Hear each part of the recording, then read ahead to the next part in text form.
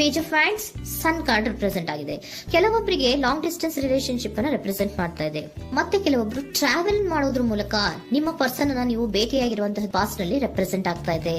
ನಿಮ್ಮ ಪಾಸ್ಟ್ ನಲ್ಲಿ ನಿಮ್ಮ ಲವ್ ಲೈಫ್ ನ ವಿಚಾರದಲ್ಲಿ ಒಂದು ರೊಮ್ಯಾಂಟಿಕ್ ಇತ್ತು, ಒಂದು ರೀತಿಯ ಕ್ಯೂರಿಯಾಸಿಟಿ ಇತ್ತು, ಒಂದು ಎಂಜಾಯ್ ಇತ್ತು. ಕೆಲವೊಂದು ರೀತಿಯ ಮೆಸೇಜ್ ಗಳನ್ನ ಎಕ್ಸ್ಚೇಂಜಿಂಗ್ ಮಾಡ್ಕೋತಾ ಇದ್ರಿ, ಫೋನ್ಗಳ ಮೂಲಕ ಅಥವಾ ವಾಟ್ಸ್ಆಪ್ ಗಳ ಮೂಲಕ ಮೆಸೇಜ್ ಗಳನ್ನ ಕಳಿಸ್ಕೊಳ್ಳುವಂತಹದ್ದು, ಒಂದು ರೀತಿಯ ಕ್ಯೂರಿಯಾಸಿಟಿ, ಎಕ್ಸೈಟ್ಮೆಂಟ್ ಗಳೆಲ್ಲ ನಿಮ್ಮ ಲವ್ ಲೈಫ್ ನ ವಿಚಾರದಲ್ಲಿ ಇತ್ತು.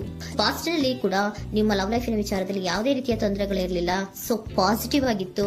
ಪಾಸಿಟಿವ್ ಚೇಂಜಸ್ ಗಳು, ಬದಲಾವಣೆಗಳನ್ನೇ ನೀವು ನೋಡಿದ್ದೀರಾ. ಯಾವುದೇ ರೀತಿಯ ತೊಂದರೆಗಳೇನು, ಜಗಳಗಳೇನು ಇಲ್ಲದೆ ಇರುವಂತಹದ್ದು ರೆಪ್ರೆಸೆಂಟ್ ಆಗ್ತಾ ಇದೆ. ಅಟ್ ದ ಪ್ರೆಸೆಂಟ್ ಸಿಚುಯೇಷನ್ ಹೇಗಿದೆ?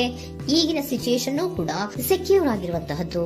ನಿಮ್ಮ ಲವ್ ಲೈಫ್ ನ ವಿಚಾರದಲ್ಲಿ ಅಟ್ ಪ್ರೆಸೆಂಟ್ ಅಲ್ಲೂ ಕೂಡ, ಈ ಹಿಂದೆನೂ ಕೂಡ ನಿಮಗೆ ಚೆನ್ನಾಗೇ ಇತ್ತು, ಈಗಲೂ ಕೂಡ ಪ್ರೆಸೆಂಟ್ ಅಲ್ಲಿ ನಿಮಗೆ ಕಿಂಗ್ ಆಫ್ ಪ್ಯಾಂಟಿಕಲ್ ರೆಪ್ರೆಸೆಂಟ್ ಆಗ್ತಾ ಇರೋದ್ರಿಂದ ನಿಮಗೆ ಲವ್ ಲೈಫ್ ನ ವಿಚಾರದಲ್ಲಿ ಚೆನ್ನಾಗೇ ಇದೆ. ಸೊ ಒಂದು ಭದ್ರತೆ ಇದೆ. ಲವ್ ಲೈಫ್ ನ ವಿಚಾರದಲ್ಲಿ ಒಂದು ಸಾಮರಸ್ಯ ಇದೆ. ಯಾವುದೇ ರೀತಿಯ ತೊಂದರೆಗಳು ಏನು ಕಾಣ್ತಾ ಇಲ್ಲ. ಸೆಕೆಂಡ್ ಕಾರ್ಡ್ ಬಂದಿರುವಂತಹ ಪ್ರೆಸೆಂಟ್ ಸಿಚುಯೇಷನ್ ಸ್ಟ್ರೆಂತ್ ಇದೆ, ಬಾಂಡೇಜ್ ಇದೆ. ಚೆನ್ನಾಗಿ ನೀವಿಬ್ಬರ ಮಧ್ಯೆ ಒಂದು ಬಾಂಡೇಜ್ ಇದೆ, ಸಾಮರಸ್ಯ ಇದೆ, ಹೊಂದಾಣಿಕೆ ಗುಣಗಳು ತುಂಬಾ ಇದೆ. ಆದ್ರೂ ಕೂಡ ಅಟ್ ಪ್ರೆಸೆಂಟ್ ಅಲ್ಲಿ ಕೆಲವೊಂದು ವಿಚಾರಗಳ ಬಗ್ಗೆ ಅನುಮಾನವನ್ನ ಪಡ್ತಾ ಇರುವಂತಹದ್ದು ರೆಪ್ರೆಸೆಂಟ್ ಆಗ್ತಾ ಇದೆ. ಅಟ್ ಪ್ರೆಸೆಂಟ್ ಅಲ್ಲಿ ನೀವು ಕೆಲವೊಂದು ವಿಚಾರಗಳ ಬಗ್ಗೆ ನಿಮ್ಮ ಮೇಲೆ ನೀವು ಕೆಲವೊಂದು ಡೌಟ್ ಅನ್ನ ಪಡ್ತಾ ಇರುವಂತಹದ್ದು ರೆಪ್ರೆಸೆಂಟ್ ಆಗ್ತಾ ಇದೆ. ನಿಮ್ ಲವ್ ಲೈಫ್ ನಲ್ಲಿ ಕೆಲವೊಂದು ರೀತಿಯ ಭದ್ರತೆಗಳಿದೆ. ಸೊ ಯಾವುದೇ ರೀತಿಯ ತೊಂದರೆಗಳೇನೂ ಇಲ್ಲ, ಒಂದು ರೀತಿಯ ಗುಡ್ ಬಾಂಡೇಜ್ ಇದೆ. ಆದ್ರೂ ಕೂಡ ನಿಮ್ಮಲ್ಲಿ ಯಾಕೋ ಆತ್ಮವಿಶ್ವಾಸ ಇಲ್ಲ, ಆತ್ಮವಿಶ್ವಾಸದ ಕೊರತೆಗಳು ರೆಪ್ರೆಸೆಂಟ್ ಆಗ್ತಾ ಇದೆ. ಯಾವುದೋ ಕೆಲವೊಂದು ಅನುಮಾನಗಳು ನಿಮ್ಮಲ್ಲಿ ನಿಮ್ಮ ಲವ್ ಲೈಫಿನ ವಿಚಾರವಾಗಿ ಇರುವಂತಹದ್ದು ರೆಪ್ರೆಸೆಂಟ್ ಆಗ್ತಾ ಇದೆ. ಏನಾದ್ರೂ ತೊಂದರೆ ಆಗ್ತಾ ಇದೆಯಾ, ನನ್ನ ಲವ್ ಲೈಫಿನ ವಿಚಾರವಾಗಿ ಏನಾದ್ರೂ ತೊಂದರೆ ಆಗ್ತಾ ಇದೆಯಾ ಅಂತ ನಿಮ್ಮಲ್ಲೇ ನೀವು ಅನುಮಾನವನ್ನ ಪಡ್ತಾ ಇರುವಂತಹದ್ದು ರೆಪ್ರೆಸೆಂಟ್ ಆಗ್ತಾ ಇದೆ. ಫ್ಯೂಚರಿನ ಬಗ್ಗೆ ಹೇಳೋದಾದ್ರೆ ಕ್ವೀನ್ ಆಫ್ ಪ್ಯಾಂಟಿಕಲ್ಸ್ ಬಂದಿದೆ. ಕ್ವೀನ್ ಆಫ್ ಪ್ಯಾಂಟಿಕಲ್ಸ್ ಬಂದಿರುವಂತಹದ್ದೇನು, ಒಂದು ರೀತಿಯ ಘೋಷಣೆಯನ್ನ ಮಾಡುವಂತಹದ್ದು ರೆಪ್ರೆಸೆಂಟ್ ಆಗ್ತಾ ಇದೆ. ಯಾಕಂದ್ರೆ ನಿಮ್ಮ ಲವ್ ಲೈಫ್ ನ ವಿಚಾರವಾಗಿ ಅಟ್ ಪ್ರೆಸೆಂಟ್ ಅಲ್ಲಿ ಕೆಲವೊಂದು ವಿಚಾರಗಳಲ್ಲಿ ಸ್ಟೇಬಲ್ ರಿಲೇಶನ್ಶಿಪ್ ಅಲ್ಲಿ ಇದ್ರು, ಒಂದು ಗುಡ್ ಬಾಂಡೇಜ್ ಇದ್ರೂ ಕೂಡ ನೀವ್ ಯಾಕೋ ಕೆಲವೊಂದು ವಿಚಾರಗಳ ಬಗ್ಗೆ ಅನುಮಾನವನ್ನ ಪಡ್ತಾ ಇರುವಂತಹದ್ದು, ಅದನ್ನ ರಕ್ಷಣೆ ಮಾಡೋದ್ರೊಳಗೆ ಹೆಚ್ಚು ಗಮನವನ್ನ ಕೊಡ್ತಾ ಇರುವಂತಹದ್ದು ರೆಪ್ರೆಸೆಂಟ್ ಆಗ್ತಾ ಇದೆ. ಇಮಿಡಿಯೇಟ್ ಫ್ಯೂಚರಿನ ಬಗ್ಗೆ ಹೇಳೋದಾದ್ರೆ ನೀವೊಂದು ರೀತಿಯ ಘೋಷಣೆಗಳನ್ನ ಮಾಡುವಂತಹದ್ದು, ನಿಮ್ಮ ಲವ್ ಲೈಫಿನ ವಿಚಾರವಾಗಿ ಕೆಲವೊಂದು ರೀತಿಯ ಹೆಚ್ಚು ಗಮನವನ್ನ ಕೊಡುವಂತಹದ್ದು, ಯಾವುದೋ ನಿಮ್ಮ ವಿಚಾರಗಳಲ್ಲಿ ಹಿಡಿತದಲ್ಲಿ ಏನ್ ಇಟ್ಕೊಂಡಿದ್ರೋ, ನಿಮ್ಮ ಪೊಸೆಸಿವ್ನೆಸ್ ಅನ್ನ ಏನ್ ಇಟ್ಕೊಂಡಿದ್ರೋ, ಯಾವುದೋ ಕೆಲವು ವಿಚಾರಗಳಲ್ಲಿ ನೀವು ಬಹಳಷ್ಟು ಓಪನ್ ಅಪ್ ಆಗಿ ಮಾತಾಡದೆ, ಯಾವ ವಿಚಾರಗಳನ್ನು ಕೂಡ ಹೇಳ್ಕೊಳ್ಳದೆ, ನಿಮ್ಮಲ್ಲೇ ನೀವು ಕೆಲವೊಂದು ಬೇಜಾರುಗಳನ್ನ ಏನ್ ಇಟ್ಕೊಂಡಿದ್ರೋ ಆ ವಿಚಾರಗಳನ್ನ ನೀವು ಮಾತಾಡುವಂತಹ ಸಾಧ್ಯತೆಗಳು ಇಮಿಡಿಯೇಟ್ ಫ್ಯೂಚರ್ ನಲ್ಲಿ ಕಾಣಿಸ್ತಾ ಇದೆ. ಯಾವುದೋ ಕೆಲವೊಂದು ವಿಚಾರ, ಯಾಕೆ ಯಾವುದೋ ಕೆಲವು ವಿಚಾರಗಳಲ್ಲಿ ನಿಮಗೆ ಅನುಮಾನಗಳು ರೆಪ್ರೆಸೆಂಟ್ ಆಗ್ತದೆ. ಲವ್ ಲೈಫಿನ ವಿಚಾರ, ಪ್ರೀತಿಯಲ್ಲಿ ಯಾವಾಗ ಅನುಮಾನಗಳು ಸೃಷ್ಟಿಯಾಗುತ್ತೋ ನಾವು ಅವಾಗವಾಗ್ಲೇ ಅದನ್ನ ಬಗೆಹರಿಸ್ಕೊಬೇಕು. ನಮ್ಮಲ್ಲೇ ಇಟ್ಕೊಳ್ಳೋದು, ಅಯ್ಯೋ ಏನಾಗ್ತಾ ಇದೆಯೋ ಅಂತ ಕೊರಗೋದು ಅಥವಾ ಏನಾಗ್ಬಿಡುತ್ತೋ ಅಂತ ಭಯ ಪಡುವಂತಹದ್ದು ಏನು ಬೇಕಾಗಿಲ್ಲ. ಯಾಕಂದ್ರೆ ಲವ್ ಇರುವಂತಹದ್ದೇ ನಂಬಿಕೆಯ ಬುನಾದಿಯ ಮೇಲೆ. ಸೊ ನೀವೇನ್ ಮಾಡ್ಬೇಕು, ಏನಾದ್ರೂ ಸ್ವಲ್ಪ ಡೌಟ್ಗಳು ಬಂದಾಗ ನೀವು ಅದನ್ನ ಬಗೆಹರಿಸ್ಕೋಬೇಕು. ಯಾವ ವಿಚಾರದಲ್ಲಿ ನಿಮಗೆ ಬೇಜಾರಾಗಿತ್ತು ಅದನ್ನ ನೀವೇನ್ ಮಾಡ್ಬೇಕು, ನಿಮ್ಮಲ್ಲೇ ಇಟ್ಕೊಂಡು ಕೊರಗಬಾರ್ದು.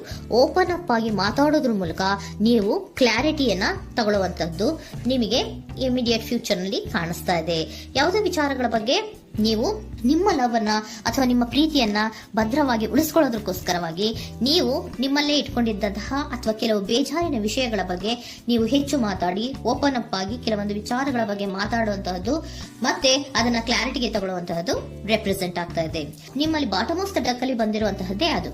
ಖುಷಿಯಾಗಿರ್ಬೇಕು, ಸಂತೋಷವಾಗಿರ್ಬೇಕು, ನಮ್ಮ ಲವ್ ಲೈಫಿನ ವಿಚಾರದಲ್ಲಿ ಒಂದು ಎಂಜಾಯ್ ಇರಬೇಕು, ಮತ್ತೆ ನೆಮ್ಮದಿ ಇರಬೇಕು, ಯಾವುದೇ ರೀತಿ ಗಲಿಬಿಲಿಗಳಿರಬಾರ್ದು ಅನ್ನೋಂತಹದ್ದೇ ನಿಮ್ಮ ಎನರ್ಜಿಯಲ್ಲಿ ರೆಪ್ರೆಸೆಂಟ್ ಆಗ್ತಾ ಇರೋದು.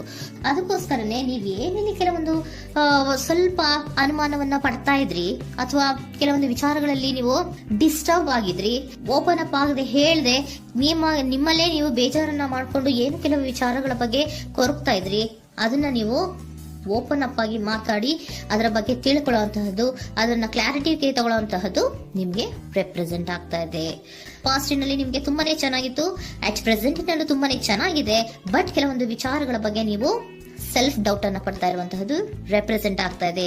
ಏನಾಗ್ತಾ ಇದೆಯೋ ಅನ್ನೋದ್ರ ಬಗ್ಗೆ ನೀವು ಸ್ವಲ್ಪ ವಿಶ್ವಾಸವನ್ನ ಕಡಿಮೆ ಮಾಡ್ಕೊಳ್ತಾ ಇರುವಂತಹದ್ದು ರೆಪ್ರೆಸೆಂಟ್ ಆಗಿತ್ತು. ಬಟ್ ಆದ್ರೆ ಇನ್ ಇಮಿಡಿಯೇಟ್ ಫ್ಯೂಚರ್ ನಲ್ಲಿ ಏನಪ್ಪಾ ಅಂದ್ರೆ ನಿಮ್ಮ ಲವ್ ಲೈಫ್ ಅನ್ನ ನಾವು ಉಳಿಸ್ಕೊಬೇಕು, ನಾನು ಎಲ್ಲವನ್ನ ನಮ್ ಕಂಟ್ರೋಲ್ ಅಲ್ಲೇ ಇಟ್ಕೊಂಡು ಅಥವಾ ಪೊಸೆಸಿವ್ನೆಸ್ ಅನ್ನ ಬೆಳೆಸ್ಕೊಂಡು ನಾನೇ ಬೇಜಾರು ಮಾಡ್ಕೊಂಡಿದ್ರೆ ಸರಿ ಇಲ್ಲ, ನಾನು ಓಪನ್ ಅಪ್ ಆಗಿ ಮಾತಾಡಿ ಕೆಲವೊಂದು ವಿಚಾರಗಳ ಬಗ್ಗೆ ನಾನು ಕ್ಲಾರಿಟಿಯನ್ನ ತಗೋಬೇಕು ಅಂತ ಆಲೋಚನೆಯನ್ನ ಮಾಡ್ತಾ ಇರುವಂತಹದ್ದು ರೆಪ್ರೆಸೆಂಟ್ ಆಗ್ತಾ ಇದೆ. ಓಕೆನಾ, ಒಂದು ಏಂಜಲ್ ಗೈಡೆನ್ಸ್ ನ ನಿಮ್ಮ ಲವ್ ರೀಡಿಂಗಿನ ವಿಚಾರವಾಗಿ ತಗೊಂಡ್ಬಿಡೋಣ ಅಲ್ವಾ. ದ ಸಿಚುಯೇಷನ್ ವಿಲ್ ಇಂಪ್ರೂವ್, ಸಿಚುಯೇಷನ್ಗಳು ಇಂಪ್ರೂವ್ ಆಗತ್ತೆ. ನೀವು ನಿಮ್ಮಲ್ಲೇ ಇಟ್ಕೊಂಡು ಹೊರಗಬೇಡಿ. ಯಾವುದೇ ವಿಚಾರಗಳನ್ನ ನಾವು ಓಪನ್ ಅಪ್ ಆಗ್ಬೇಕು. ನಾವೇ ಬೇಜಾರು ಮಾಡ್ಕೊಂಡ್ರೆ ಅವ್ರಿಗೆ ಏನ್ ಅರ್ಥ ಆಗುತ್ತೆ, ನಿಮ್ ಪರ್ಸನ್ ಏನ್ ಅರ್ಥ ಆಗುತ್ತೆ, ಏನಕ್ಕೆ ಬೇಜಾರು ಮಾಡ್ಕೊಂಡಿದ್ದೀರಾ ಅಂತ ಅವ್ರು ತಿಳ್ಕೊಬೇಕು ಅಲ್ವಾ. ನಿಮ್ಗೆ ಅವರಲ್ಲಿ ಏನೇ ರೀತಿ ಕ್ಲಾರಿಟಿ ಬೇಕು ಅಂದ್ರೂ ಕೂಡ ನೀವು ಮಾತಾಡಿ ಕ್ಲಿಯರ್ ಮಾಡ್ಕೊಳ್ಳಿ. ಅವಾಗ ಏನಾಗುತ್ತೆ, ದ ಸಿಚುಯೇಷನ್ ವಿಲ್ ಇಂಪ್ರೂವ್ ಆಗತ್ತೆ. ಇದಿಷ್ಟು ನಿಮ್ಮ ಮಂತಿನ ಲವ್ ರೀಡಿಂಗ್.